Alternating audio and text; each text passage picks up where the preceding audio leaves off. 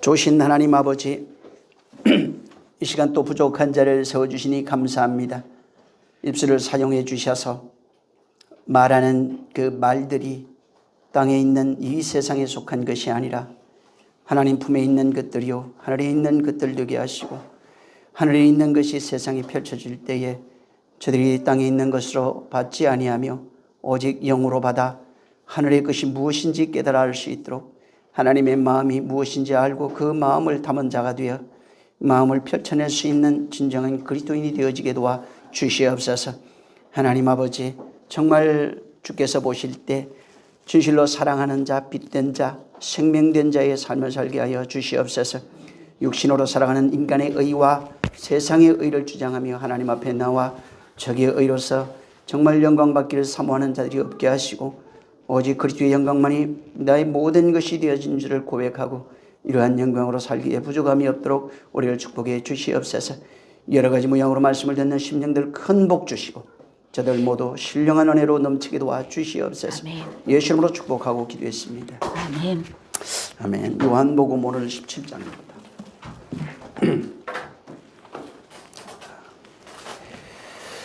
자, 12절 한 절을 읽습니다.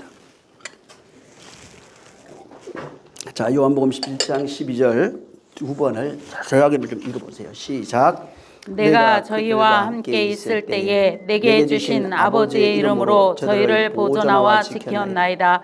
그 중에 하나도 멸망치 않고 오직 멸망의 자식뿐이오니 이는 성경을 응하게 함이니이다. 내가 저희와 함께 있을 때에 내게 주신 아버지의 이름으로 저희를 보존하와 지켰나이다. 그 중에 하나도 멸망치 않고 오직 멸망의 자식뿐이오니 이는 성경을 응하게 함이니이다. 아멘. 이 12절은 참 중요합니다. 이 12절이 지난주에 내가 저희와 함께 있을 때 내게 주신 아버지 이름으로 저희를 보존하와 지켰나이다 하는 것이 무엇인지를 제가 말씀을 드렸습니다. 자, 오늘은 그 밑에 그 중에 하나도 멸망치 않고 오직 멸망의 자식뿐이오니 이는 성경을 응하게 하려 함이라 하는 말씀을 가지고 또 같이 그 내용과 의미를 좀 우리는 알았으면 합니다. 자, 여기 멸망이라고 하는 단어가 나와요.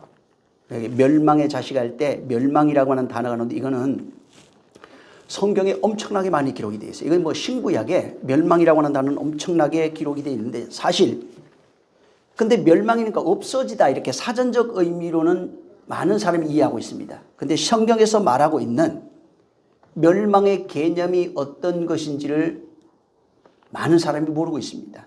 그러니까 성경에서 말하고 있는 멸망의 개념과 인간들이 가지고 있는 멸망의 개념은 아마 절반밖에 알지 못하는 그런 내용으로 아마 가지고 있을 겁니다. 그래서 성경에 이게 멸망과 이제 가장 많이 대조적으로 쓰여지고 있는 단어가 이제 구원입니다. 멸망에서 이제 구원받는 그런 내용입니다. 그래서 성경을 읽으면서 혹시 멸망이라고 하는 단어, 뭐 이런 비슷한 단어를 이제 우리가 읽게 되면은 항상 생각하는 게 파멸하고 없어지고, 심판받고 저주받고, 완전히 괴멸되고, 몰살하고 이런 겁니다. 그러니까 완전히 거의 패망하고 종말을 의미하는 단어로서 멸망을 많이 사용합니다. 오늘날도 마찬가지로 멸망 그러면은 없어지고 완전히 심판받아서 괴로움을 당하고 하는 이런 개념으로 이제 연관시켜 가지고 생각을 하고 있고 또 그렇게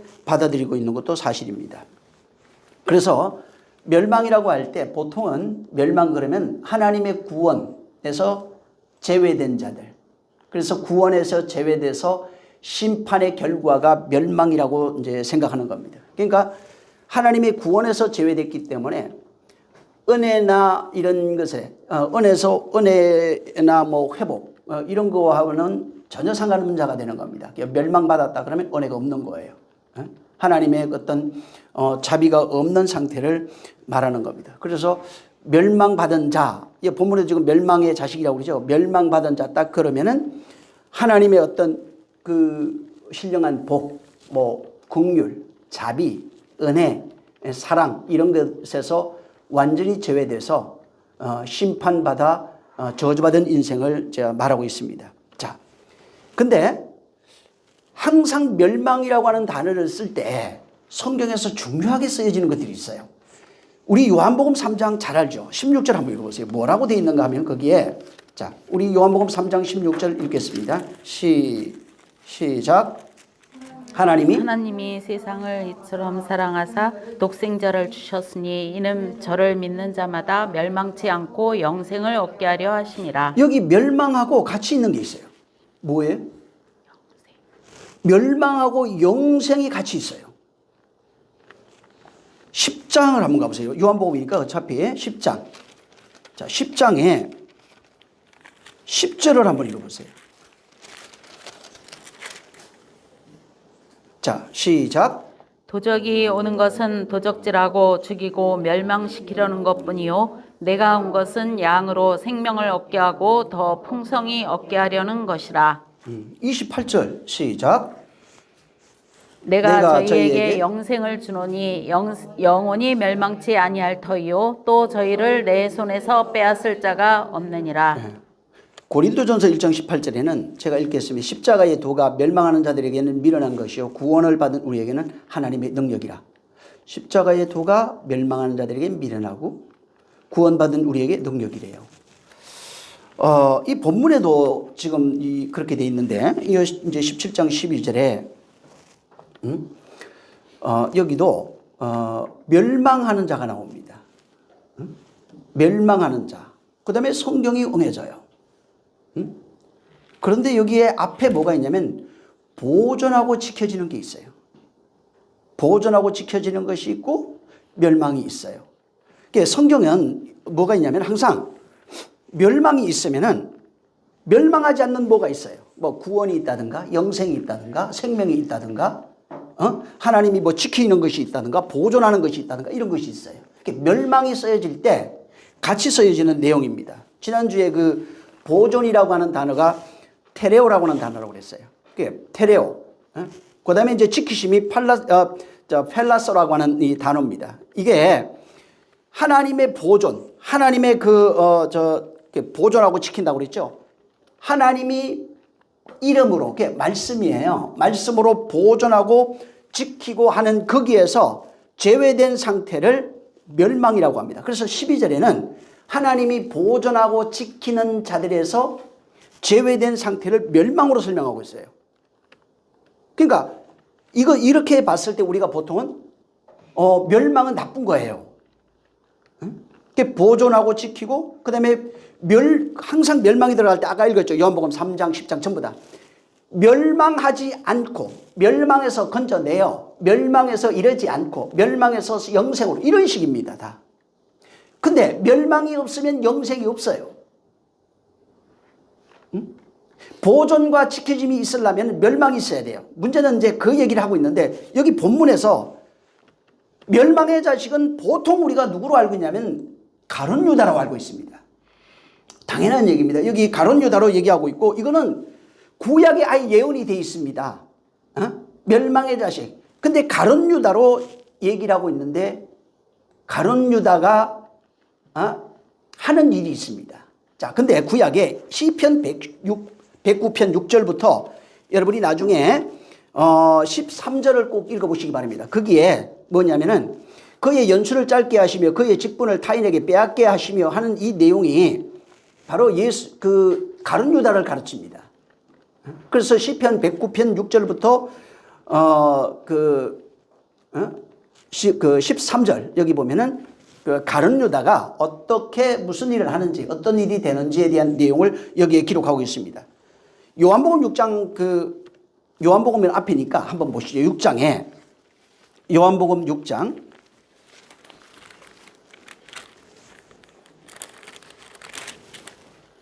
70절 71절 읽어보세요. 이건 예수님이 직접 한 얘기예요. 누가 마귀인지 마귀의 자식인지 여기서 해놨어요. 시작. 예수께서 대답하시되 내가 너희 12를 택하지 아니하였느냐 그러나 너희 중에 한 사람은 마귀니라 하시니 이 말씀은 가룟 시몬의 아들 유다를 가리키심이라. 저는 12 중에 하나로 예수를 팔 자로라. 자 보세요. 예수님이 분명히 저는 마귀의 자식이야. 그 다음에 여기 지금 7장에는 멸망의 자식이야 이렇게 얘기합니다. 자, 가룟 유다가 멸망의 자식 맞습니다. 그 다음에 마귀 자식이 맞아요. 그러면 이걸 읽을 때 사람이 어떻게 생각하죠? 나는 아니야. 그죠? 자, 가룟 유다가 멸망의 자식이 분명합니다. 예수님도 마귀 자식이라고 그랬고 여기는 또 멸망의 자식으로 표현해 놨어요. 문제는 마귀 자식, 멸망의 자식이 가룟 유다만을 지칭하는 것이 아니라는 거예요. 인류가 누구 아래에 있다고 그랬죠? 에베소서 2장에 모두가 마귀 아래에 있다고 그랬어요. 인류가 바로 마귀 자식이에요. 가룟 유다는 거기에 대표로 나온 겁니다. 멸망의 자식이 누구냐면 율법에 살아가고 있는 모든 인생들은 멸망 아래 있어요. 멸망의 자식입니다. 가룟 유다는 상징적 의미로서 여기에 집어넣어놨어요. 그러니까 나는 아니야. 인류 전체가 마귀 자식이라고요. 인류 전체가 멸망의 자식입니다. 자, 근데 그래서 여기 지금 멸망의 자식이라고 그래서 본문에 가룟 유다를 등장시켜놨어요. 그래서 가룟 유다와 멸망의 자식이 뭔가 관계가 있는 겁니다. 그러니까 나는 아니야 이렇게 생각하면 안 돼요. 율법 아래 있는 모든 인생을 뭐라고? 죄 아래 있고 사망 아래 있고 멸망 아래 있고 심판 아래 놓였다고 분명히 얘기했죠. 의인은 없고 하나도 없어요. 전부 다 멸망의 자식입니다. 에베소서 2장에는 전에 너희가 세상 풍습을 쫓고 문화를 쫓으며 세상 권세 잡은 자 앞에 복종하고 걸어 섬겼다고 그랬어요. 마귀 자식이라고요. 이걸 인지해야 돼요. 근데 여기에 가룟 유다를 등장시키면서 가룟 유다를 통해서 무슨 얘기를 우리에게 해주고 싶은 거예요. 자, 12절에 내가 저희와 함께 있을 때에 이렇게 돼 있어요. 이게 뭐냐면은 내가 저들과 함께 있을 때 이게 예수님이 12제자와 함께 있으면서 가졌던 공생의 기간을 말합니다. 지금까지 그러니까 3년 전부터 해서 지금까지 모든 시간들을 여기에 다 말하는 겁니다. 그러면서 내게 주신 아버지 이름으로 그러니까 3년 동안 저들과 같이 있었어요. 나를 따르는 자들과 같이 있는데 3년 동안 3년 반이죠. 같이 있었는데 그동안 내게 주신 아버지 이름으로 아버지 이름은 뭐예요? 말씀이에요. 공생애를 시작하면서 하늘의 음성을 내 말을 들으라. 내 말은 아버지 말이다. 이렇게 얘기를 하면서 그 말로 끊임없이 이들을 양육했는데 그 내용을 여기다가 내게 주신 아버지의 말씀 이 말은 태초 아버지와 함께 계셨던 그 말이고 아버지가 하라는 그 말이고 아버지의 말이에요. 이것을 가지고 3년 반 동안 나를 따르는 자들을 보존하고 지켰다고 말하는 겁니다. 예수님이 제자들을 어떻게 지켰냐면 아버지가 주신 그 말로 그들을 보존하고 지킨 겁니다. 그래서 아버지의 말로 내게 주신 아버지 이름으로 그들을 지켰다 이렇게 이제 고백한 겁니다. 그래서 3년 반 동안 있으면서 당신이 가지고 있던 내가 이러는 말이 영이요 진리라고 그랬죠. 이건 아버지가 준 거예요. 이 말로 그들을 가르치신 겁니다. 그래서 그가 가르친 모든 것들은 아버지 말이에요. 아버지가 내게 주신 말이에요. 자, 문제는 여기 이것을 다 내가 전하여 보존하고 지켰습니다. 근데 그 중에 하나도 멸망치 않고 하면서 보존하고 지킨 이유가 뭐라고요? 멸망치 않는 거래요.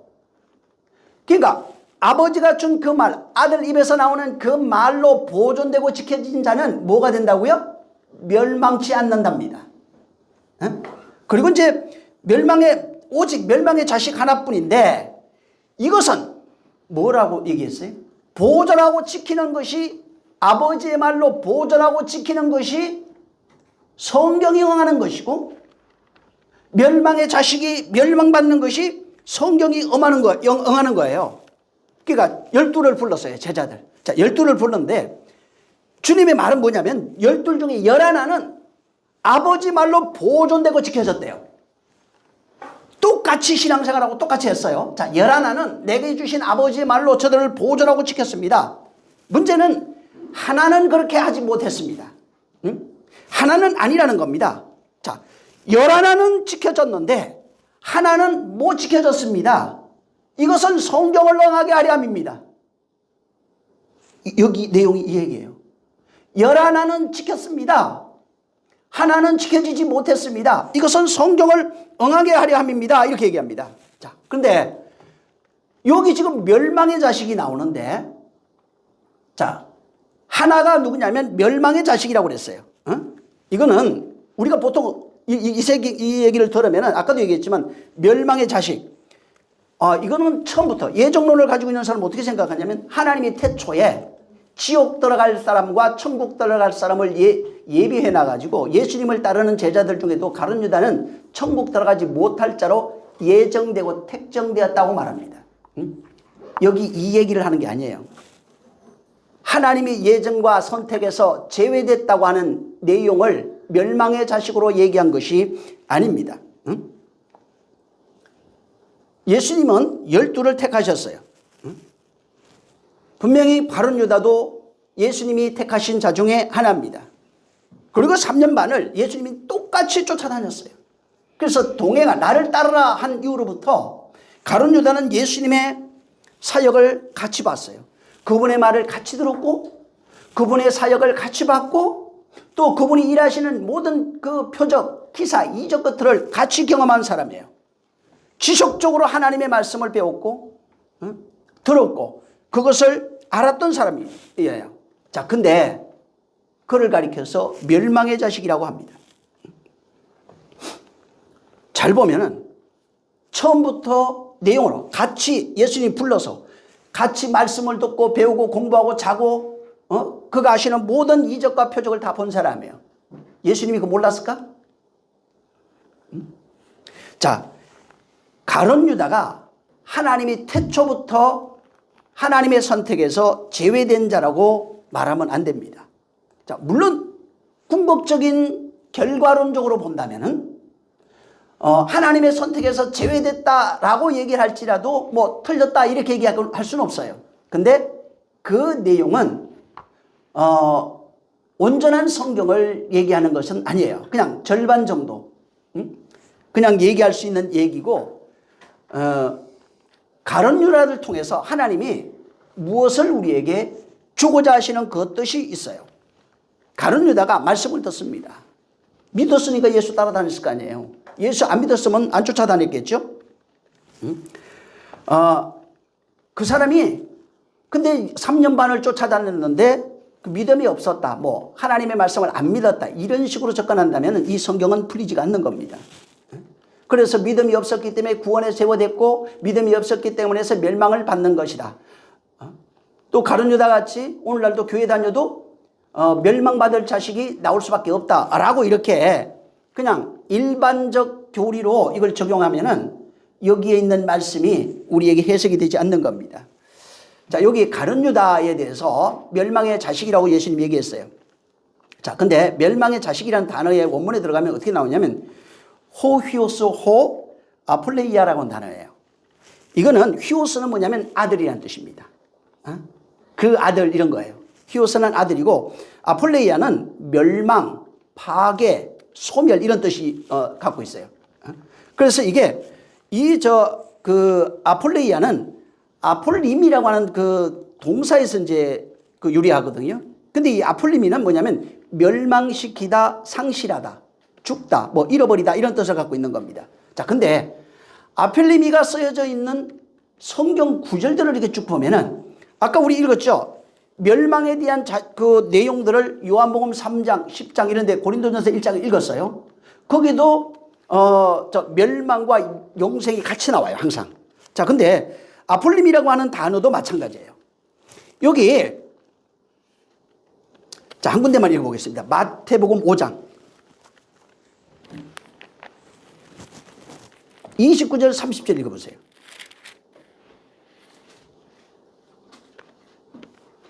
시작. 만일 내 오른눈이 너로 실족해 하거든 빼어내 버리라. 내 백체 중 하나가 없어지고 온몸이 지옥에 던지지 않는 것이 유익하며 또한 만일 내 오른손이 너로 실족해 하거든 찍어내 버리라. 내 백체 중 하나가 없어지고 온몸이 지옥에 던지지 않는 것이 유익하니라. 네, 백체 중 하나가 없어지고가 아폴림이에요. 없어지고 그게 유익이래요. 없어지면은 지옥에 안 던져진대요. 여기 그 오른손 나오죠? 백체 중에, 내 백체 중 하나가 없어지고 여기 같은 거예요. 하나가 없어지고 지옥에 던지지 않는 거예요. 이런 식이에요. 마태복음 10장 28절에도 몸은 죽여도 영혼을 능히 죽이지 못하는 자를 두려워하지 말고 오직 몸과 영혼을 능히 지옥에 멸할 수 있는 자를 두려워하라. 이렇게 얘기를 해요.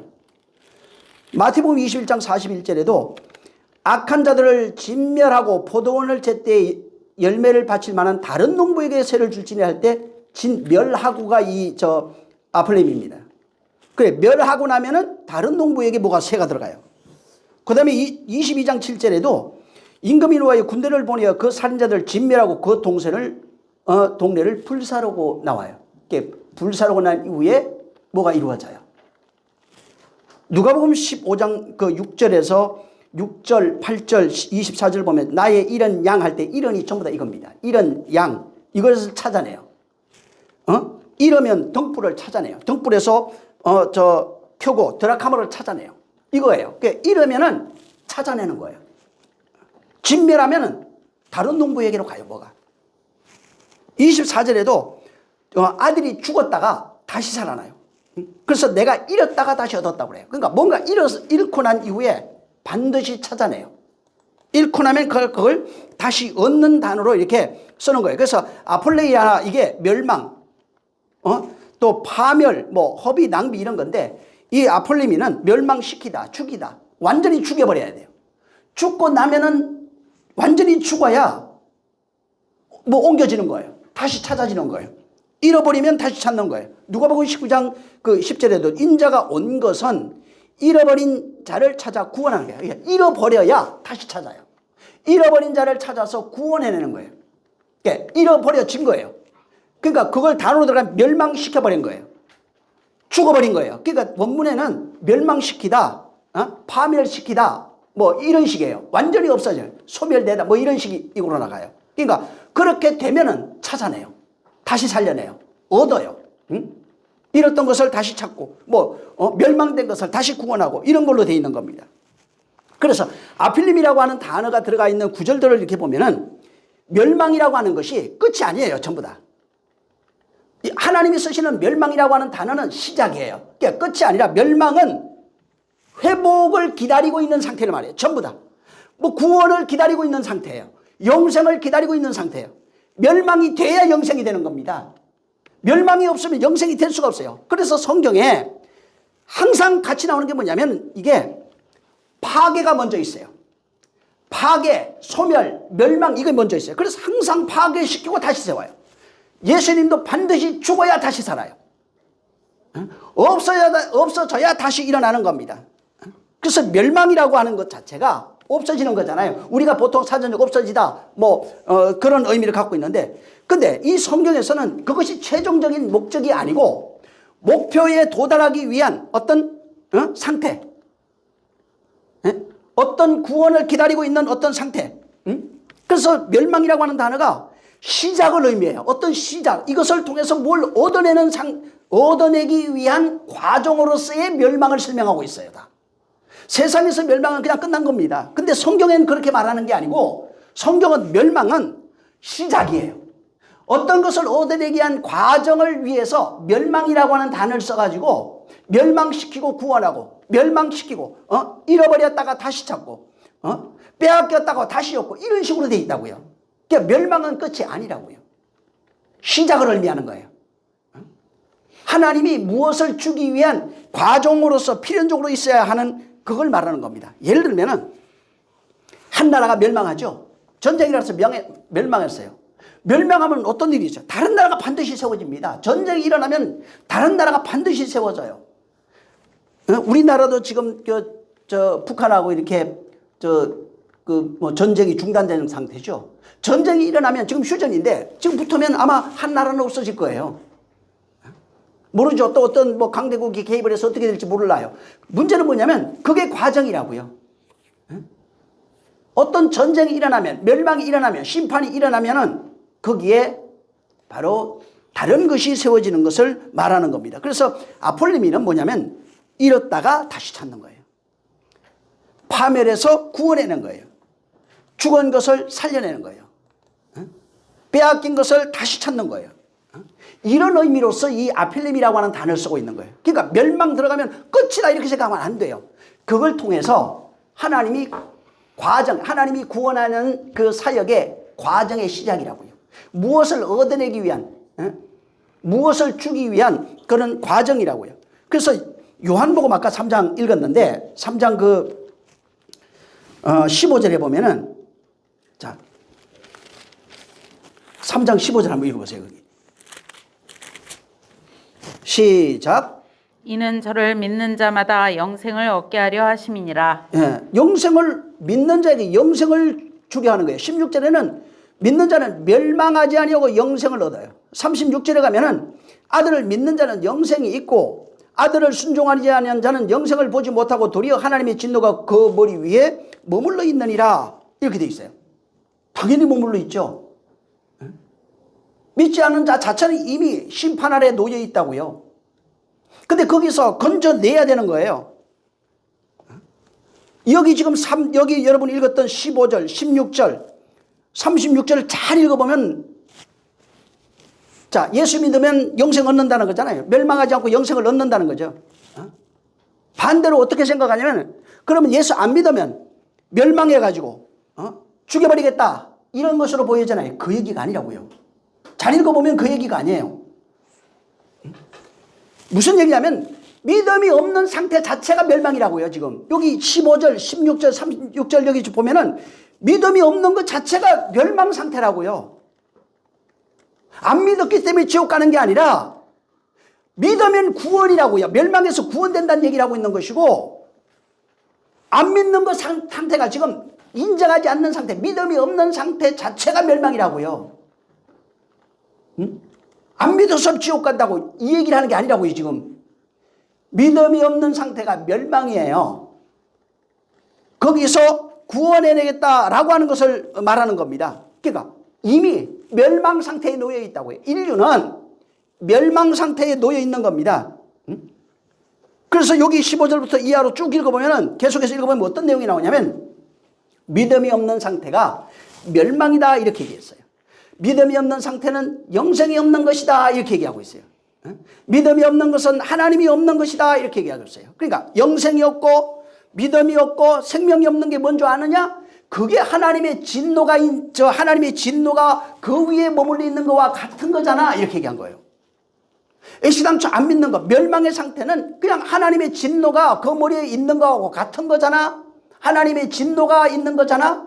믿음이 없는 상태가, 아니 난 예수 안 믿고 내 마음대로 믿을 거예요. 그러니까 믿음이 없는 것 자체가 멸망이라고요. 그걸 가르쳐주고 있는 거예요. 그게 진노라고요. 하나님의 진노 상태라고요.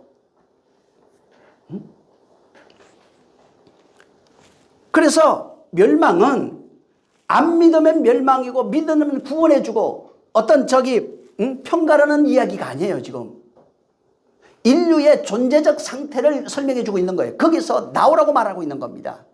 나중에 죽어서 그 하나님이 진노받는 게 아니에요. 지금 그 상태라고요. 지금 그 상태가 하나님의 진노, 스스로 자유롭게 행복하게 돈 많이 벌고 좋은 집에 좋은 차 타고 살아가는 상태가 멸망이라고요. 그게 하나님의 진노의 상태라고요. 하나님이 없는 상태가 그게 진노라고요. 그게 멸망이라고요. 이 본문에 그래서 멸망의 자식을 말합니다. 다시. 자, 이제 요한복음 17장에 이 12절에 오면 예수님이 멸망의 자식에 대해서 얘기했어요. 멸망의 자식 아까도 얘기한 것처럼 가룟 유다 맞습니다.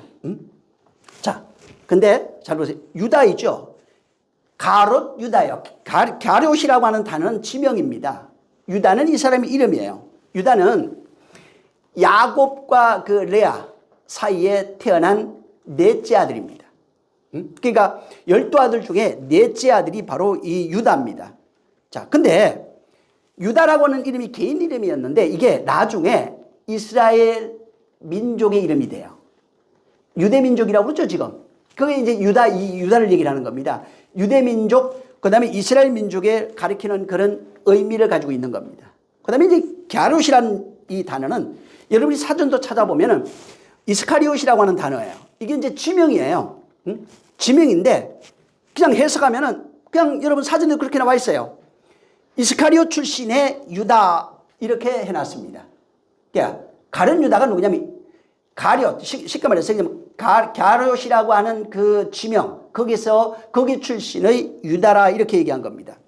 자, 근데 베드로가 이 가룟 유다에 대해서 설명한 게 하나 있어요. 사도행전 1장 보세요.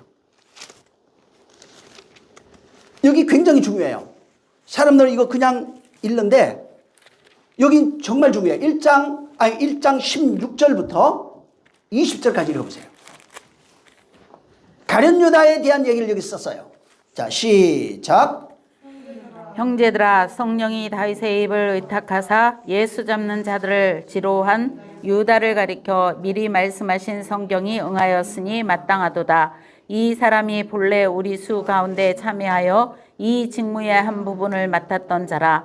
이 사람이 불의의 삭스로 밭을 사고 후에 몸이 곤두박질하여 배가 터져 창자가 다 흘러나온지라.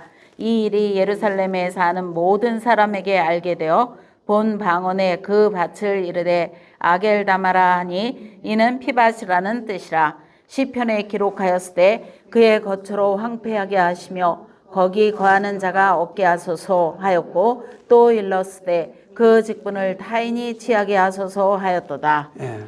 여기 16절에 이제 그 베드로가 지금 설교를 한 건데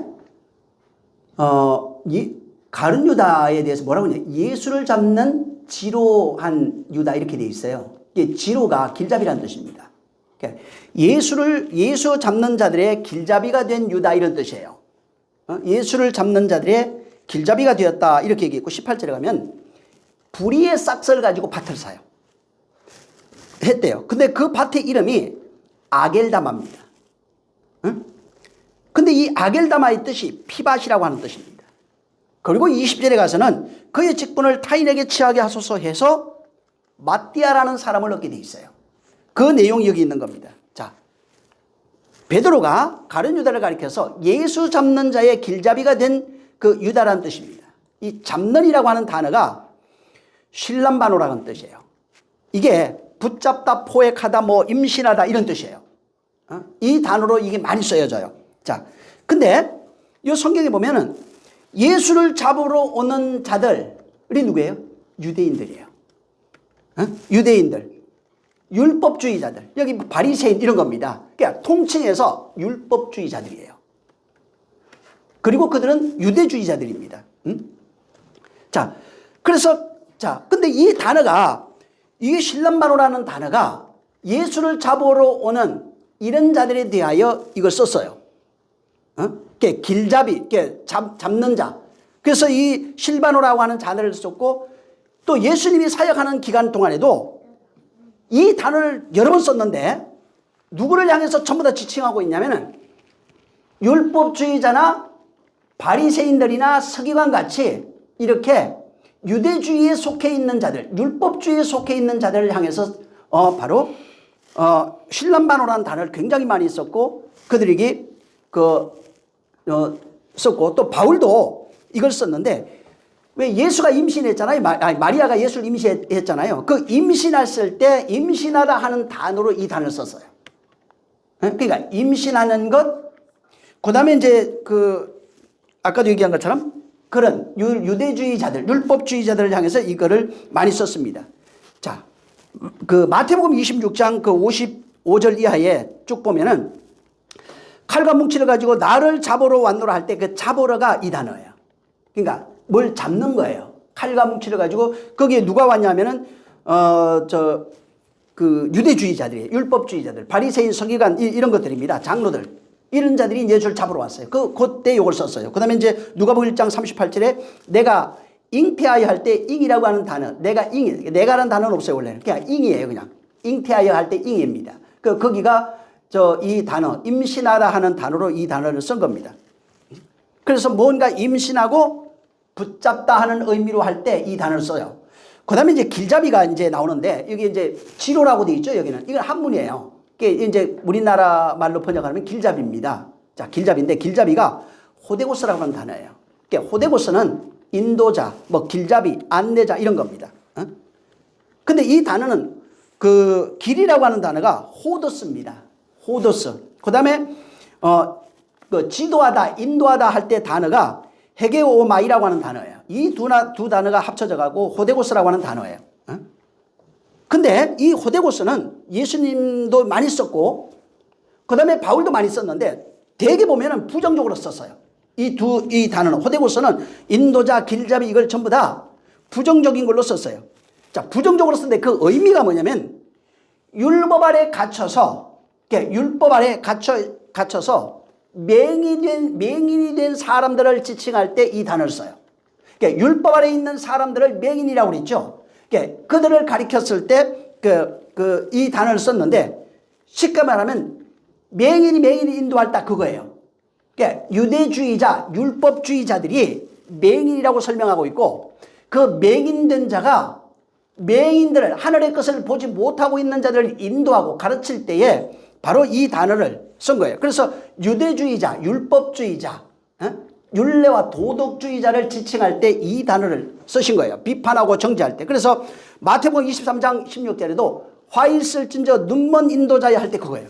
인도자가 그거예요. 그러니까 인도를 하는데 눈이 먼 사람이에요. 지도 안 보이면서 남도 보지 못한 자를 인도하고 있는 거예요.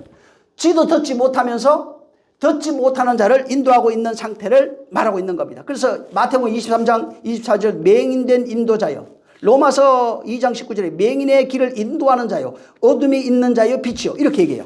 그 다음에 20절에 가면 율법의 지식과 진리의 모본을 가진 자로서 어리석은 자요. 어리석은 자의 교사요. 어린아이의 선생이라고 스스로 믿고 있다. 그러니까 전부 다 선생된 자, 그러니까 남들을 선생이 돼서 혹은 교사가 돼서 자기가 맹인인 줄 모르고 보지 못하고 듣지 못하는 것을 모르고 인도할 때 그들을 비판하는 말로 이 인도자라고 하는 말을 쓴 겁니다. 자, 여기 눈먼 자 나오죠. 맹인, 벙어리 이런 것들도 나와요. 듣지 못하는 자. 그러니까 맹인이 나왔는데 눈먼 인도자, 그가 맹인의 길을 인도한다는 것은 이 사람은 진리를 전혀 모르고 있는 상태를 말합니다.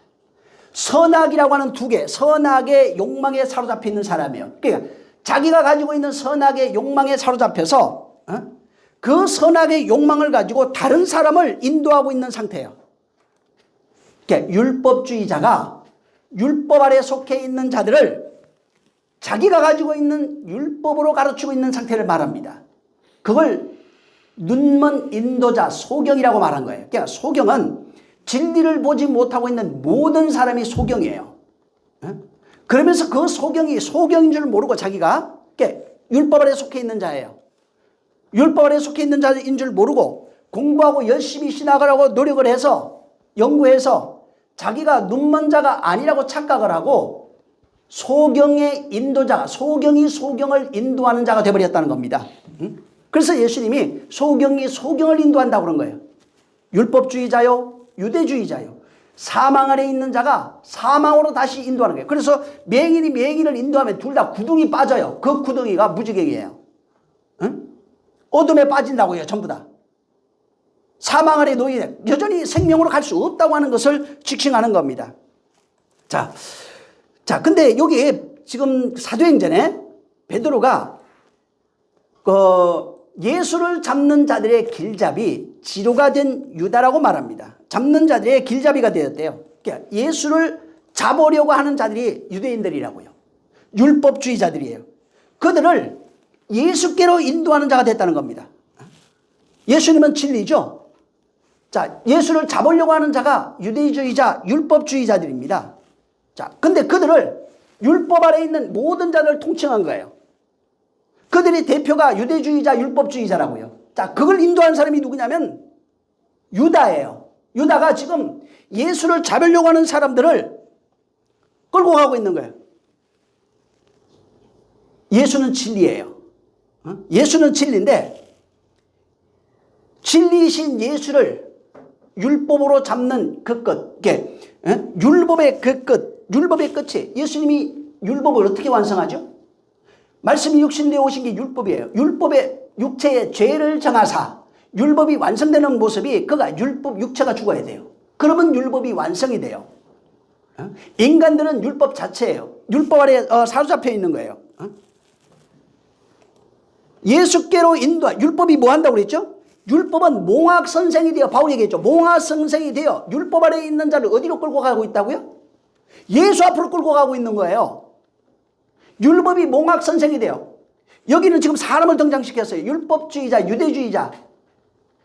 예수 잡는 자들이 누구냐면 예수 잡는 자들이 율법주의자들이라고요, 다. 예? 그리고 율법은 그 율법에 사로잡힌 자는 예수께로 끌려가고 있는 게, 율법은 모든 인생을 예수 앞으로 끌고 가고 있는 거예요. 가룟 유다가 어떻게 하냐면은 예수를 율법이 잡아야 돼. 율법은 우리를 죄로 정했어요. 그리고 죄 아래 있는 자들이 선악을 가지고 예수를 죽여야 된다고 선언했어요. 그래서 바울이 그런 얘기했죠. 그 하나님의 비밀을 깨닫고 그가 우리의 죄를 짊어졌다는 거예요. 자, 죄를 짊어지면 율법은 그를 죽여야 돼요.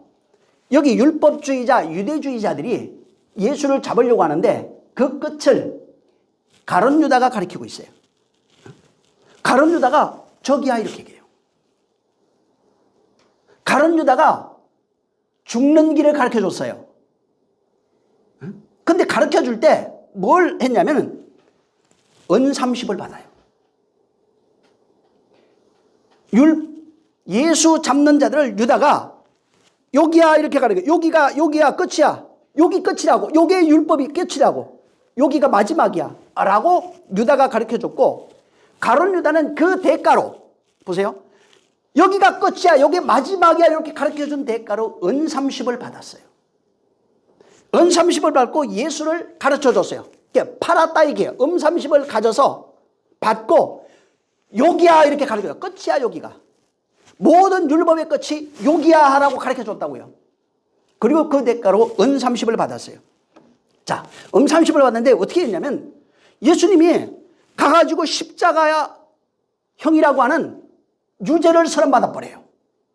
자기 생각은 그게 아니었어요. 원래는 자기 생각은 로마 법정에 세우면 예수님이 무죄한 자이기 때문에 로마 법정은 한 번도 오판한 적이 없어요. 그래서 이 사람 무혐의로 풀려나게 될 것이고, 무혐의로 풀려나면 이제부터는 이 사람은 자기 사역 마음대로 할 수 있다고 생각했어요. 근데 잡혀가는 첫날 같이 따라갔어요. 그 옆에 있었어요. 바로 앞에.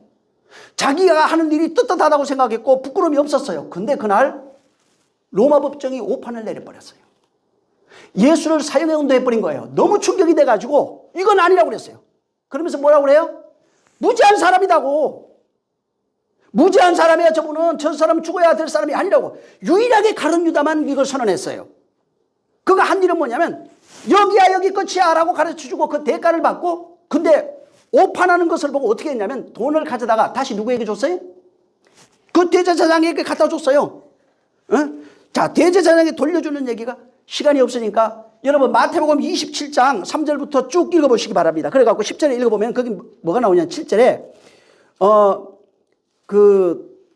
6절에 보면 유다가 은을 성수에 던져버렸어요. 그리고 목매달아 죽어버려요. 6절에 가면 대제사장이 그 은을 걷어다가 피값이래. 이거는 피값이니까 이거는 성전함에다가 헌금함에 넣을 수가 없는 거예요. 그래 없으니까 안 된다 이렇게 얘기를 한 거예요. 그래서 의논해가지고 무슨 일을 하게 되면 7절에 토기장이의 밭을 사서 나그네 묘지를 만들었어요. 그리고 오늘날까지 그 밭을 피밭이라고 일컬어요. 그래서 여기 9절부터 여기 쭉 보면 은 30을 그 이스라엘 자손 중에서 가격 매긴 자의 가격이 곧 은 30이고 그걸 가지고 토기장이 밭을 샀다고 하는 주께서 명하신 것이 그대로 돼버린 거예요. 이게 예언되어 있는 거예요. 그냥 은 30에 그가 팔려가지고 죽어가지고 그걸 가지고 토기장이 밭을 사는데 그걸 피밭이라고 해요. 여기에 최초로 묻힌 자가 누구예요? 가룟 유다예요. 근데 이 피밭이라는 걸 알면은 이게 뭔지를 지금 모르고 있어요. 여기에 가룟 유다가 최초로 묻혔다고요. 자, 제사장들이 가룟 유다가 받은 돈이 저기야 하고 가르쳐 줬는데 그 대가로 받은 돈이 은 30이에요. 그리고 그것을 피값이라고 했어요. 피값이라네요. 은 30이 피값이래요. 가룟 유다는 피 흘려 죽은 게 아니에요. 가룟 유다는 배 터져 죽어요. 나중에 이거 전에 한번 얘기했어요. 배가 신이에요. 그래서 가룟 유다로 살고 있는 인생들이 배가 터져 죽어야 돼요. 그래서 그 배가 신이요. 율법의 신으로 살고 있는 자들을 지칭하고 있는 겁니다. 죽어야 됩니다. 가룟 유다의 모습을 통해서 죽고 부활하는 이야기를 다시 사는 이야기도 그려놓은 겁니다. 자, 근데 은 30을 이건 성전교에 넣을 수가 없어. 그러니까 자, 토기장이 밭을 사자. 밭을 사가지고 나그네 묘지 만들자. 라고 선언하고 토기장이의 밭을 사가지고 꼭 토기장이야 이게. 밭을 사가지고 나그네 묘지를 삼았어요. 그리고 그것에 아까도 얘기한 것처럼 가룟 유다가 제일 먼저 거기에 들어가게 될 겁니다. 이 이야기는 여러분 예레미야 32장 9절, 그 다음에 저 스가랴서 11장 13절, 여기를 나중에 한번 읽어보시기 바랍니다. 그러면 여기에 요게 나와요. 어떻게 은 30을 가지고 피밭을 토기장의 밭을 샀다고 하는 예언이 여기에 기록이 되어 있어요. 자, 이 피밭은 잘 보세요. 이 피밭은 예수 그리스도께서 십자가의 피 흘림으로 말미암아 만들어진 밭이에요. 자, 가룟 유다가 예수 잡는 자를 인도해 가지고 저기야 하고 은 30 받았는데 다시 성전으로 들어가요, 이게.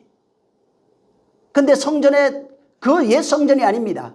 이걸 가지고, 자, 돈을 가지고 옛 성전으로 가는 게 아니라 이걸 가지고 토기장의 밭을 사가지고 피밭을 사버려요. 응?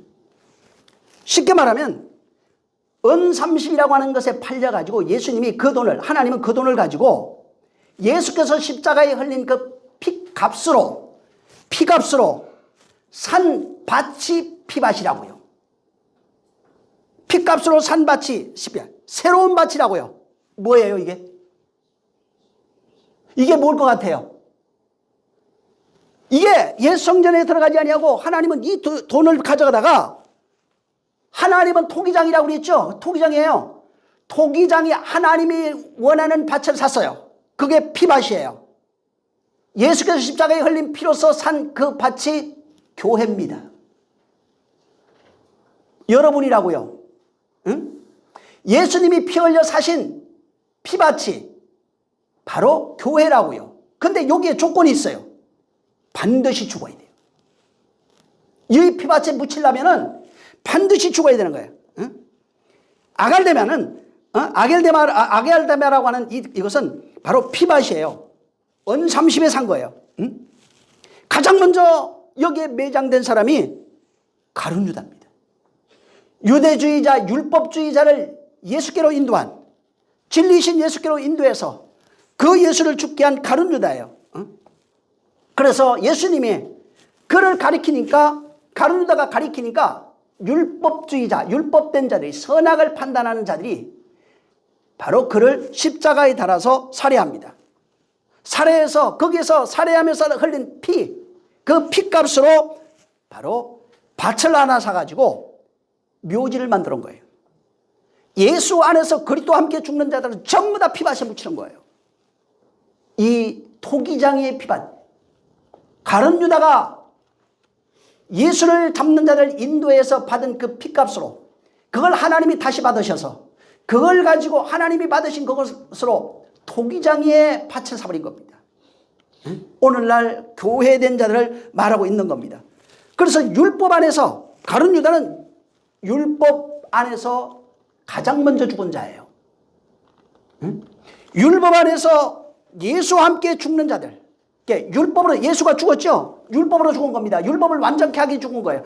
예수와 하나로 죽는 자들이 죽는 모형, 어디에서 어떻게 죽어야 되는지 피값으로 산 묘지에 묻혀야 되는 겁니다. 그게 아겔다마예요. 그래서 여기는 예수를 죽인 자의 무덤, 예수는 무덤이 따로 있었죠. 여기에 간 게 아니에요. 바로 옛사람이 죽는 성도들의, 옛사람이라고 하는, 말씀으로 옛사람이 죽는 그 죽음의 자리가 아겔다마예요. 여기서 죽어야 여기서 교회로 나오는 겁니다. 다시 말해서 아겔다마는 옛 자의 무덤이에요. 다 피값으로 산, 반드시 피값으로 산 자들이 죽는 것이 아겔다마예요. 다시 말해서 믿는 자들이 죽어야 하는 그 장소가 아겔다마라고요. 혼이에요. 옛자 모형이에요. 그거 다. 안 죽으면은, 그러니까 교회 열심히 다니는데 피밭에 가서 안 죽어요. 가룟 유다처럼 안 죽어요. 안 죽으면은 그분과 상관없어요. 근데 그것이 안 죽는 것이 대단하고 자랑스럽고 훌륭한 것 같지만은 하나님은 나와 전혀 상관없는 자예요. 그래서 예수님이 이런 얘기를 해요. 내가 그 주여 주여 하고 당신의 이름을 우리가 불렀습니다. 그리고 당신의 이름을 가지고 신앙생활했고 당신의 이름을 가지고 우리가 전거도 하고 귀신도 쫓고 병도 고치고 그걸 가지고 살았습니다. 근데 예수님이 뭐라고 그래요? 나 너 모른다. 무슨 말이에요 이게? 귀신 쫓아도 저 지옥 갑니다. 이 얘기하고 싶은 게 아니라고요. 응? 그럼 또 반대는 귀신 쫓아야 됩니다. 이렇게 얘기할 거 아니에요. 그 얘기가 아니라고요. 그리스도와 하나로 죽어서 부활된 자가 되지 않으면 이 세상에서 그 이름을 빙자하는 거예요. 그게 그 이름을 훔쳐다가 빙자 허락 없이 빙자해서 죽은 자가 아니면 빙자해서 아무리 별의별 짓을 다 해도 나는 모르는 자예요. 그분은 그분과 하나로 죽고 부활한 자만 기억하고 있다고요. 그들이 합당한 자들이에요. 그와 하나로 죽고 하나로 사는 자들이 합당한 자들이고 합법한 자들이에요. 당연히 그들은 그 이름을 가지고 얼마든지 일할 수 있어요. 근데 허락되지 아니한 자라고 그랬어요. 누구냐면 종교로 예수를 믿는 자들, 세상적 믿음을 가지고 예수를 따르는 자들, 전혀 모르는 거예요. 아무리 주여 주여 불러도 상관없어요. 그러니까 평생 가도 하나님의 음성 못 들어요. 한 번도. 환상이 열리지도 않아요. 귀가 다 막혀 있잖아요. 성령의 음성을 들으라고 얘기도 듣게 한다고 주님이 얘기했는데도 못 듣잖아요. 보지를 못하잖아요. 이게 심각한 문제라고요. 그냥 잘 섬기면 그분이 복 주는 게 아니라고요. 잘 섬긴다는 개념이 종교적 개념이에요. 그거는 그와 하나로 죽어서 피밭에 묻혀서 부활하지 아니하면은 교회가 될 수 없는 겁니다. 그래서 반드시 그가 그것을 가지고, 자, 사도행전 다시 한번 보세요. 1장.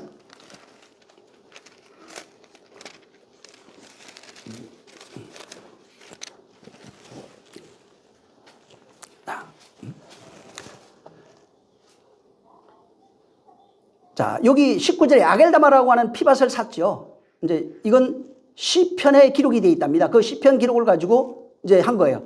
그의 거처는 황폐하게 되고 그 하시며 거기 거하는 자들 없게 하소서 하게 하였느니라. 거하는 자가 없어요, 거기는. 자, 근데 일러서되 그 직분을 타인에게 취하게 하소서라고 합니다. 자, 그 취하게 하소서 하고 이제 막 무슨 얘기하다가 25절, 26절 읽어보세요. 그러면서 이제 제비 뽑는 얘기가 나와요. 자, 시작. 봉사와 및 사도의 직무를 배신할 자를 보이시옵소서. 유다는 이를 버리었고 제 곳으로 갔나이다 하고 제비 뽑아 마띠아를 얻으니 저가 11사도의 수에 가입하니라. 예. 아까도 얘기한 것처럼 피밭은 예수를 죽인 자의 무덤이에요. 예수를 누가 죽였어요? 우리가 죽였다고요. 그래서 바울은 우리의 죄로 인하여 그가 죽었다고 얘기해요. 그러니까 이 피밭에 들어갈 수 있는 자는 우리가 난 거기 안 들어갈래. 이게 큰일 납니다. 그러면 여기는 예수를 죽인 자라고 하는 사실을 아는 자만 들어가는 겁니다. 그게 성도라고 그러고 믿는 자라고 합니다. 그러니까 성도는 내 대신 그가 죽어온 거예요. 내가 그를 죽인 겁니다. 그래서 이 사실을 아는 자, 그들이 이 피밭에 묻히고, 이건 모형이라고 그랬죠. 실상은 옛 자아가 무덤이에요. 거기는 옛 자아, 율법 아래 살고 있는 그 자아가 죽는 자리가 바로 이 혼입니다. 이걸 모형으로 사람들이 볼 수 있게 만들어놓은 장소는 성소인데, 성소에 어디냐면 그 뜰 성소 있죠? 거기입니다. 성소를 가리켜요. 거기서 죽는 자리예요. 옛사람이 죽는 자리가 거기예요. 우리가 죽는 자리는 거기예요. 예수님이 죽는 자리는 어디냐면 뜰이에요. 그리고 우리가 죽는 자리는 성소예요. 여기가 피밭이에요. 피로 산 자들을 많이 거기 죽을 수 있어요. 그러니까 피로 안 사면 성소에 아예 들어올 수가 없는 거예요. 반드시 여기에 묻혀야 돼요. 성도는 반드시 성소에 묻혀야 되는 겁니다. 옛사람이 죽고 새사람 되는 장소가 바로 성소예요. 완전히 새사람이 되면 그 휘장이 찢어져요. 오늘날까지 휘장이 찢어진 자가 많지 않아요. 예수님이 죽을 때 휘장이 찢어져 모형으로 가르쳐줬어요. 어떻게 찢어지는지를. 보십시오. 휘장 다 찢어서 하나 됐습니다. 교회 안에 오면 하나입니다. 그 잘못된 겁니다. 그건 결과론적 얘기를 하고 있는 거예요. 휘장은 이 혼이 성소예요. 여기에 지금 율법으로 살아가고 있는 자는 여전히 성소에 있고 아직 휘장이 열린 적이 없어요. 성소에서 옛사람이 죽으면 완전히 말씀에, 그래서 거기에 빛이 비치고 떡상이 있고 뭐가 있다고요? 향단이 있다고 그러잖아요. 향기가 뭐예요? 그리스도의 향기라가. 그 성소 안에 그리스도의 향기가 꽉 차야 비로소 찢어진다고 그랬어요. 거기가. 요게 지금 일어나고 있는 이 우리 혼이에요. 율법적 자로 살아가고 있는 자가 거기에 그리스도의 향기로, 하나님의 말씀에 의해서 그리스도의 향기로 완전히 바뀌어버리면은 성소가 그냥 열려요. 그때 되면 지성소와 성소가 통하여야 돼. 내와 네가 나고 내가 너라 이렇게 얘기합니다. 너희가 내 안에 내가 너희 안에 있다 이렇게 해요. 그걸 알게 되면, 본인도 아는데 알게 되면 나가서 선포하게 돼 있어요. 비로소 입이 그때 열리게 돼 있는 겁니다. 자, 여기 자, 피발에 묻혔다고 그랬죠. 자, 묻혔는데 이게 이제 그 옛 사람의 옛 자, 옛 무덤, 율법 아래 살아가고 있는 자들 중에 율법에 의해, 율법이 그리스도의 피로 해서 죽는 자들, 그들이 묻히는 장소가 피밭이에요. 이제 오늘날 교회라고 그랬습니다. 자, 근데 25절에 가룟 유다가 가지고 있던 직분이 있어요. 봉사하고 사도의 직무를 가지고 있었어요. 근데 이걸 대신할 자를 보여주시옵소서 하고, 유다는 그 직분을 버리고 지 갈 길로 갔습니다. 그리고 제비를 뽑았는데 마띠아라고 하는 사람을 얻었어요. 그리고 본래 11명이 남아 있었는데 이 사람이 더해짐으로 12이 되는 겁니다. 자, 지금 그 가룟 유다의 직분, 이 사람이 가룟 유다가 가지고 있던 직분이에요. 예수 죽기 전에 가지고 있던 직분이에요. 그리고 그 사람의 직분은 뭐였냐면 봉사와 사도의 직무라고 해요. 예, 봉사와 사도의 직무는 가룟 유다 죽어야 돼요. 안 죽으면 이 일을 할 수가 없어요. 옛 사람이 안 죽은 사람은 봉사와 사도의 일을 할 수가 없어요.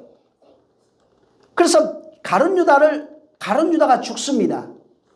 그리고 마띠아라는 사람을 뽑는데 이 마띠아가 뭐냐면 뜻이 여호와의 선물이란 뜻이에요. 마띠아는 여호와의 선물이에요. 옛사람으로 살던 가룟 유다가 죽으면은 여호와의 선물인 마띠아가 세워지는 겁니다. 옛사람이 죽고 부활하게 되면은 봉사와 사도의 일을 할 수 있다고요. 그것을 여기다가 해놓은 겁니다. 그래서 가룟 유다가 율법의 끝이라고 그랬죠. 율법의 마지막, 예수님이 율법의 끝이에요. 그 길로 가룟 유다가 인도하는 겁니다. 예수 죽는 길을 예비한 자가 가룟 유다예요. 그 가룟 유다는 당신 죽어야 됩니다 이 일을 했다고, 쉽게 말하면. 그 길로 그가 인도한 거예요. 그리고 그가 죽는 겁니다. 그리고 그가 죽고 나니까 원래 그가 죽고 부활해야 되잖아요. 부활해서 할 일이 봉사와 사도의 직무예요. 이것을 마띠아, 여호와의 선물을 통해서, 마띠아라는 여호와의 선물이에요. 여호와의 선물을 마띠아를 통해서 보여준 거예요. 누구냐? 가룟 유다, 율법이 죽고 진리로 부활하는 마띠아라는 사람을 통해서 봉사와 직무의 일이 되어진다는 겁니다.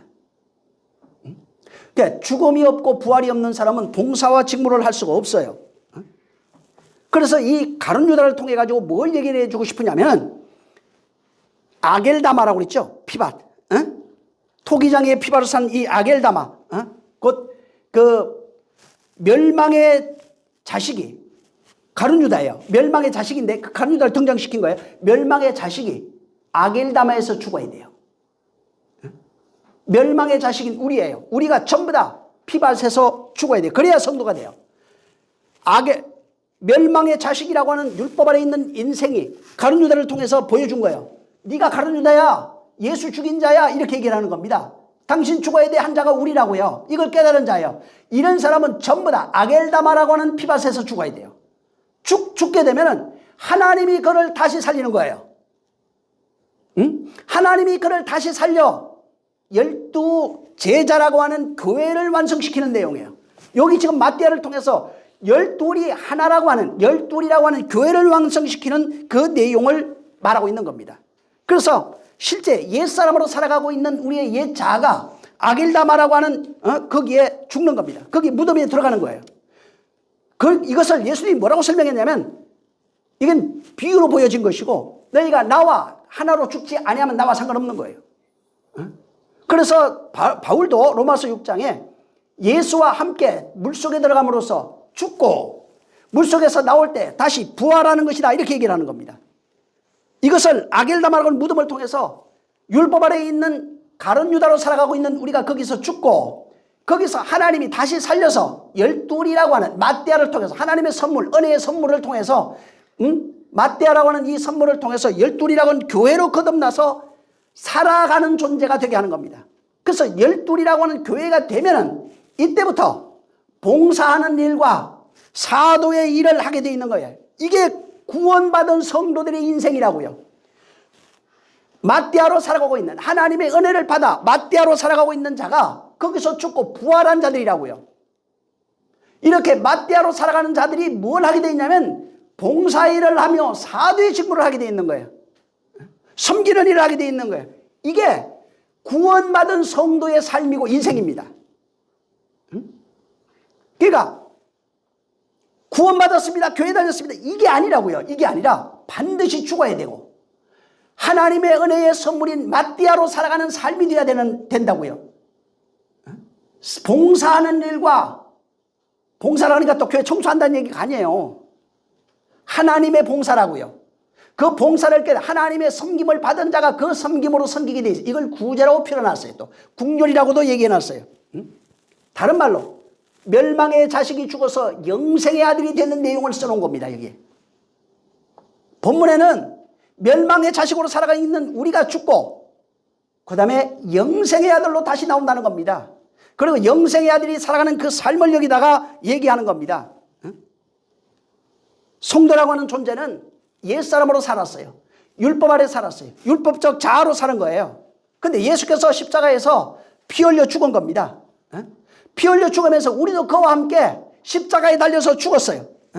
죽고 난 이후에 우리가 매장된 장소는 아겔다마예요. 예수님이 매장된 장소는 아무도 사용하지 아니한 요셉의 무덤일 거예요. 거기에 잡혔어요. 거기에서 살아난 것입니다. 그리고 그가 흘리신 피값으로 은 30을 가지고, 피값이 은 30이라고 그랬죠. 그걸 30은 3의 저거의 배수예요. 3으로 완성하시는 하나님의 계획이 있어요. 그걸 가지고 바로 피밭을 산 거야. 피밭, 아겔다마라는 곳을 산 겁니다. 아겔다마에서 사신 이유는 거기서 장사되라고요. 가룟 유다부터 시작해서 이제부터 거기서 죽어야 된다는 거예요. 그래서 교회된 자들의 옛사람이 장사한 곳이 전부 다 아겔다마, 피밭이에요. 예수의 피로 하나 되어 죽은 자들이 전부 다 아겔다마에 묻히는 겁니다. 그래야 교회로 나올 수 있는 거예요. 그건 모형으로 하는 거예요. 옛사람에 가지고 있는 혼입니다. 그래서 바로 교회는 뭐냐면, 오늘날 교회라고 그러잖아요. 이걸 얘기하는 게 아니라 교회라고, 성경이 말하는 교회는 옛사람이 묻혀있는 장소가 전부 다 교회예요. 옛사람이 죽어서 묻힌 장소가 바로 교회라고 해요. 거기가 어디냐면, 여기는 이 본문에는 아겔다마라고 해놓은 거예요. 아겔다마는 옛사람이 묻힌 장소예요. 그게 교회라고요. 옛자가 묻힌 장소예요. 그게 교회라고요. 그것을 이 본문에는 아겔다마라고 얘기한 겁니다. 그래서 예수를 잡는 자들의 길잡이가 된 게 누구야? 그건 가룟 유다잖아요. 예수를 잡는 자들이 길잡이가 된 게 누구냐면 율법적 자아예요. 나. 율법적 자아로 살아가고 있는 우리가 예수를 잡는 자들이 길잡이가 됐어요. 그 율법이 그가 죄를 정했으니까 율법이 하나님의 아들이라도 죄를 정하면 죽어야 되는 겁니다. 그래서 율법은 그 하나님의 아들을 죽이는 거예요. 우리는 저를 죽이라고 표현한 거예요. 그가 율법의 끝이라고요. 그래서 율법으로 살아가고 있는 율법적 자아가 죽는 겁니다. 율법적 자아가 죽어야 열둘이라고 하는 하나가 돼요. 열둘이 뭐냐면 하나님의 아들이 예수입니다. 하나님이 아들 되었다는 것이고, 이스라엘 백성을 열둘이라고 그러죠. 열둘이에요. 구약에는 이스라엘 백성 열둘, 신약에서는 제자 열둘, 전부 다 하나님의 백성, 하나님의 아들을 상징하는 거예요. 그걸 구약에는 이스라엘 백성이라고 얘기했고, 신약에 오면은 교회라고 얘기를 한 겁니다. 그래서 죽어야 열둘 안에 포함되는 거예요. 열둘이라니까 꼭 12지파 이런 얘기가 아니에요. 열둘이라고 하는 교회 안에 포함된다고요. 이스라엘이라고 하는 교회 안에 포함되는 거예요. 그래서 교회 안에 포함돼서 감당하는 일이 남은 세계가 봉사와 사도의 직무예요. 그걸 감당하면서 살아가는 거예요. 바울은 이걸 깨닫고 어떻게 설명했냐면, 이걸 다시 우리가 그리스도는 교회의 머리가 되시고 우리는 그의 지체라. 각 사람이 손의 기능, 발의 기능, 몸의 기능 여러 가지가 있다. 그래서 눈이 저 손을 가지고 뭐라 그럴 수 없고 손이 발을 가지고 뭐라 그럴 수 없는 거예요. 그렇게 서로가 하나로 살아가는 거예요. 이게 교회라고요. 몸된 교회라고요. 열두 안에 편입된 자는 몸된 교회예요.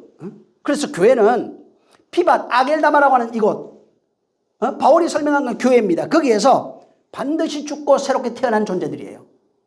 여기 안 묻히면은 부활할 수가 없습니다. 율법적 자아를 가지고 있는 가룟 유다로 살아가고 있는 자가 우리 멸망의 자식, 그가 대표로 나와 있는 거예요. 멸망의 자식이 가룟 유다인데 그가 우리라고요. 우리가 해야 할 일은 예수 잡는 자들 안내하는 길이에요. 저가 저를 죽여요 내 대신, 이거예요. 그가 죽어야 돼요. 응? 그가 죽으면은, 내 대신 그가 죽으면은 그 피값으로, 그 값으로 피밧 아겔다마를 사는 겁니다. 그래서 반드시 성도는 그가 죽으면은 그가 사신 토기장의 밭에서 장사되고 거기서 부활하는 경험을 하게 되어 있는 겁니다. 그래서 이게 우리가 진짜 알아야 돼요. 그의 죽음이 없이는 절대로 우리는 부활도 없어요. 우리의 죽음도 없는 거예요. 우리가 죽는 것은 그가 죽었기 때문에 죽을 수 있는 거예요. 여러분, 세상에 있는 종교들 중에 신이 죽는 종교는 없습니다. 인간이 죽는 종교, 100% 인간이 죽어요. 그래서 실제 그 잉카 같은 데는 사람의 심장을 꺼냈어요. 신에게 바쳤어요. 그래가 인간을 전부 다 죽여서 바칩니다. 아니면 짐승, 동물, 가축 이런 것들을 잡아서 신께 갖다 드립니다. 근데 신이 죽는 종교는 단 한 개도 없어요. 오직 그리스도께만 예수님이 바로 말씀이 육신되어 오셨어요. 어떤 종교도 말씀이 육신되어 신이 오는 종교가 없어요. 그리고 말씀이 육신되어 오신 그가 십자가에 달려 죽었어요. 근데 어떤 종교도 이것은 없는 것입니다.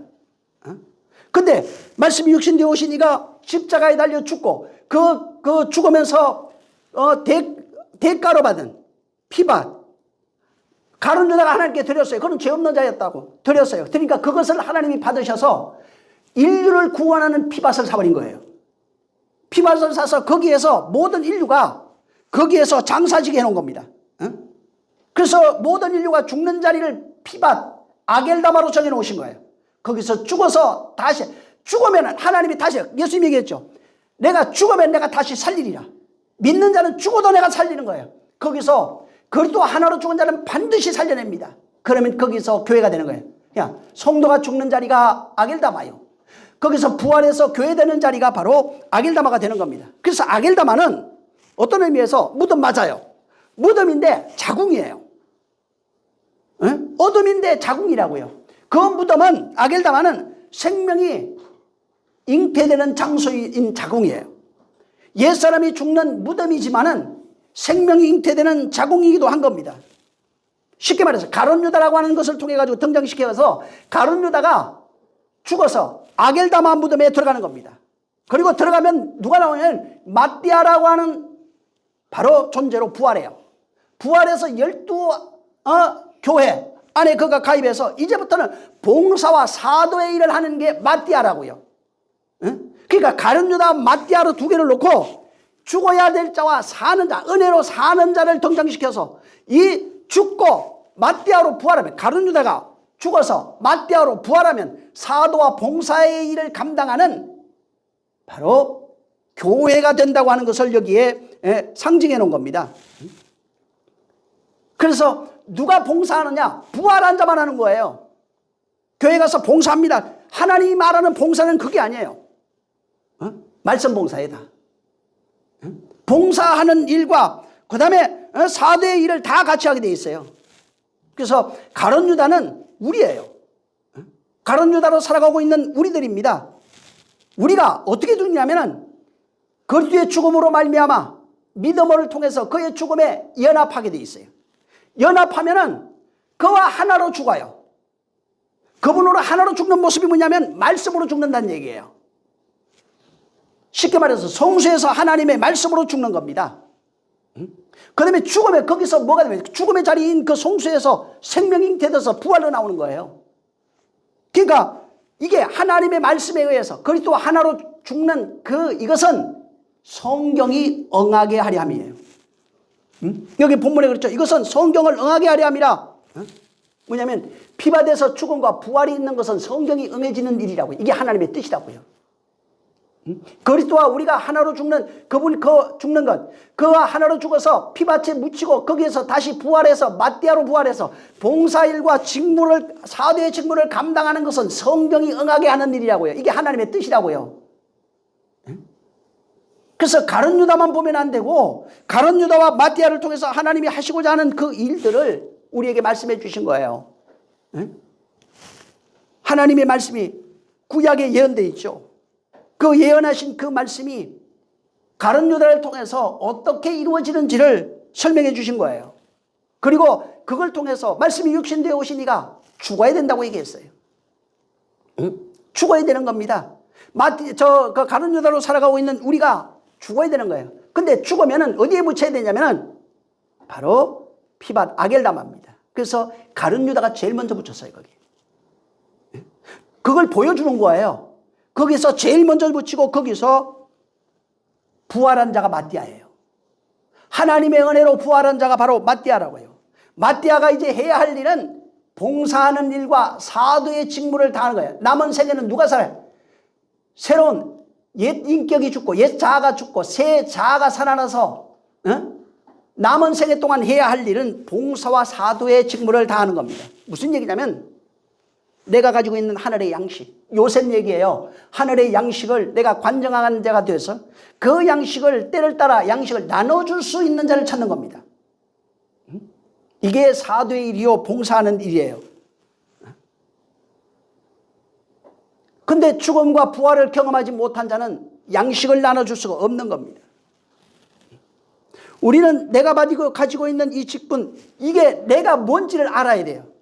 내가 어떤 존재인지, 내가 어떤 위치에 있는지, 어떤 삶을 살아가고 있는지를 모르면은 맨날 교회, 일주일 내에 주님하고는 상관없어요. 주일날 한 번 와서 예배하면 퉁치고 구원해 주세요 하는 이런 종교적 신앙은 구원이 없어요. 그래서 주님이 내 말을 들으라. 그가 오시면 분명히 생각나게 할 것이고 기억나게 할 것이고 진리 가론대로 가르쳐주며 인도할 것이다 라고 얘기했어요. 보혜사가 올 때 그런 일이 있을 것이다. 근데 보혜사를 인도를 받나요? 안 죽었다는 얘기예요. 응? 죽어야 된다고요. 죽어야 다 하나님이 살려내는 겁니다. 죽으면은 다 나사로를 통해서 가르쳐 줬잖아요. 어떻게 살아나는지. 그의 음성을 들어야 살아난다고요. 내가 말한 그 음성은 뭐예요? 내가 말하는 것은 내가 자유로운 것이 아니라 아버지께서 내게 하라고 한 그 말을 한다는 거예요. 아버지와 하나로 있을 때 가졌던 그 말로서 우리를 살려내는 겁니다. 응? 그래서 내 말을 들으라. 응? 내 말을 받는 자는 내 말은 끊임없이 얘기하잖아요. 근데 내 말을 받지 않아도 심판할 리가 있대요. 뭐예요? 당연히 율법이 심판하죠. 안 죽으면 안 되니까. 모든 인류는 죽기로 예비되어 있어요. 근데 안 죽으려고 해서 죽는 거예요. 죽으면 살려요. 죽으면은 가룟 유다로 피밭에 묻히게 돼 있어요. 그러면 하나님이 살리게 돼 있어요. 살려내시면 이제부터는 봉사와 사도의 직분을 감당할 수 있어요. 말씀이 그 영혼을 살려내기 때문에 살았다는 것은 옛자가 살았다는 얘기가 아니에요. 완전히 하나님의 아들로 살았다는 겁니다. 우리 인류는 여자예요, 다. 여자인데 하나님의 말씀을 잉태해서 이 자체가 혼 자체가 옛자아가 하나님의 아들을 잉태하는 장소라고요. 여기서 잉태해서 내가 육신이 깨질 때 나오는 존재는 하나님의 아들이에요. 응? 나라고요. 그러니까 나를 어떻게 쓰냐에 따라서 인생이라고 하는 내 시간 속에 어떻게 쓰냐에 따라서 어떤 자는 피밭에 묻혀야 되는 거야. 안 묻히는 자가 태반일 겁니다. 그건 싫다고 더럽다고. 오늘날 기독교인들도 이 피밭 모르잖아요 지금. 응? 여기에 묻히지 아니하면은 그분과 전혀 상관없는 삶을 살 수밖에 없습니다. 교회라고 말할 수도 없어요. 주님은 교회라고 말하지도 않아요. 교회 나와도 인정도 안 합니다. 하나님의 아들은 하나님은 당신의 아들을 기뻐하시고 그 아들을 사랑하시는 거예요. 정말 마띠아로 부활한 자는 옛날 2000년 전 마띠아 생각하지 마세요. 새 자아로 살아난 저와 우리 교회를 상징하는 겁니다. 교회가 감당해야 될 것이 봉사와 사도의 직분이라는 겁니다. 이 귀한 직분을 잊어버리지 말고 정말 범사에 감사하면서 살아가시기를 예수님으로 축원합니다. 이 시간 기도할 때 주여 저희 본문을 통해서 주님이 우리에게 말씀하시는 이 내용들이 그냥 허투루 그냥 보지 않도록 그래서 이것이 내게 이루어져 가룟 유다로 살던 내가 죽게 하소서 마띠아로 부활하게 하소서 그래서 봉사와 사도의 직무를 감당할 수 있는 자가 되게 해달라고. 주님 나를 좀 축복해달라고. 정말 이 말씀이 내게 이루어요. 그래서 아버지의 이름으로 저희를 보존하고 지키는 자가 해달라고. 보존하고 지키는 자가 누구냐면 멸망의 자식으로 죽어야 보존하고 지키는 겁니다. 그래서 12절에 보존하고 지키는 자는 바로 멸망의 자식으로 죽고 피밭에 묻힌 자는 이제부터 보존하고 지켜지게 돼 있어요. 말씀이 보존되고 지켜지는 겁니다. 이를 위해서 한번 같이 기도하겠습니다. 주여 정말 나를 좀 축복해 주세요. 기도합니다. 하나님 아버지 감사합니다. 정말 내가 아버지의 말씀으로 말로 저들을 보존하고 지켰다고 말씀하셨사오니 진실로 우리 사랑하는 자들 가룟 유다로 죽어 피밭에 묻혀 거기서 죽고 부활한 교회된 자들 주님 성령으로 말미암아 우리에게 말씀으로 보존하고 지키고 있다고 하는 사실을 깨닫고 이제부터 마띠아로 부활한 성도된 자 교회된 자들이 이제 봉사와 사도의 직무를 감당하고 있다는 사실을 알며 이 봉사와 사도의 직무를 소홀하지 아니하고 감사하며 감당할 수 있는 능력이 도와 주시옵소서. 육신의 모든 것 옛자의 모든 것들은 반드시 무덤에 장사되어야겠사오니 하나님 아버지가 그렇게 장사되어지는 존재로서 살아가는 자 반드시 죽으면 내가 다시 살리리라 하신 말씀이 응하여진 자로서 그리스도의 삶을 살게 도와 주시옵소서. 성령이 함께 하심을 원하며 예수 이름으로 축복하고 기도했습니다. 하늘에 계신 우리 아버지여 이름이 거룩히 여김을 받으시오며 나라에 임하옵시며 뜻이 하늘에서 이룬 것 같이 땅에서도 이루어지리이다. 오늘날 우리에게 일용할 양식을 주옵시고 우리가 우리에게 죄진 자를 사하여 준 것 같이 우리 죄를 사하여 주옵시고 우리를 시험에 들게 하지 마옵시고 다만 악에서 구하옵소서. 나라와 권세와 영광이 아버지께 영원히 있사옵나이다. 아멘. 감사하신 주여 우리를 축복하소서. 정말 주님이 함께하여 주셔서 우리 아버지 하나님 가룟 유다로 죽고 마띠아로 부활하여 봉사와 바로 사도의 일을 감당하게 도와주옵소서. 저들을 축복하시옵소서. 자, 우리 모든 영광 하나님께 드립니다. 충만히 하셨습니다.